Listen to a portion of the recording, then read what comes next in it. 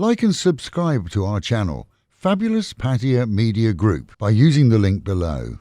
This morning, Thursday, the CCSA reported higher numbers than we've seen in recent days. 16,031 new cases reported within a 24-hour period, with 15,417 recoveries and 220 deaths attributed to the virus.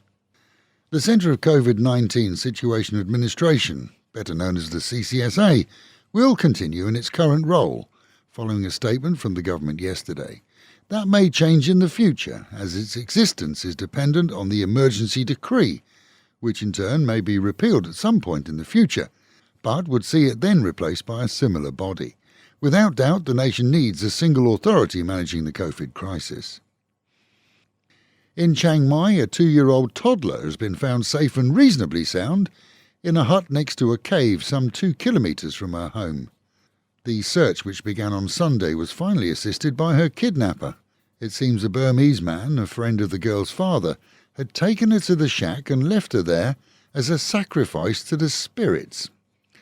Sounds strange? Well, certainly it is, but the good news is that dehydration and insect bites apart, the child was recovered safely, albeit exhausted and frightened by her ordeal. Cyber attacks on hospitals, previously reported as not having occurred, have now been confirmed by several hospitals around the country. Data stolen, though, we're told, is limited in most cases to patient names, doctors' names and appointment details, but not personal or medical data. It seems that most hospitals quickly disconnected from the net and ran on their own networks as they recovered data from backups. So, the effect on hospital operations is limited. Demands for money in return for the data have been refused, we're told, and whilst annoying to many, the hackers didn't achieve much other than raising anger levels. Nearly all of Thailand has endured heavy monsoon storms this week, and they're expected to continue through the week as well. 16 provinces and Greater Bangkok are under flood warnings.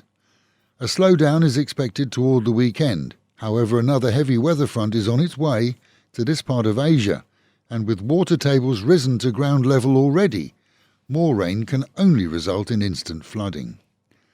Parking vehicles on higher points of roadways and car parks is recommended, and those in lower areas where flooding is prevalent are advised to move furniture to second floors. 3 Russians are being transported back to Pattaya after being recognised as a gang on Phuket who fled there when they were allowed out on bail nearly a year ago. They had, according to charges, beaten a Swiss national and stolen a painting said to have been worth 50 million baht. No word on where the picture is now, and with little hope of its recovery. It appears that the gang have been living the high life on the island prior to their arrest.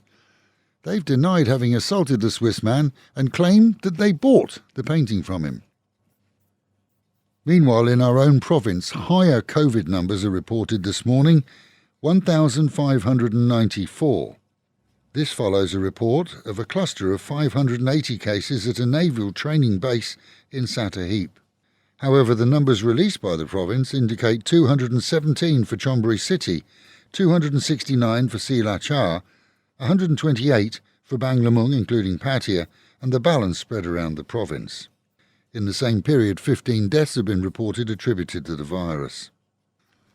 In the Pattaya region, homes and businesses spent the day either sluicing out their properties or waiting for water levels to subside, following the heaviest of overnight storms, which caught most by surprise.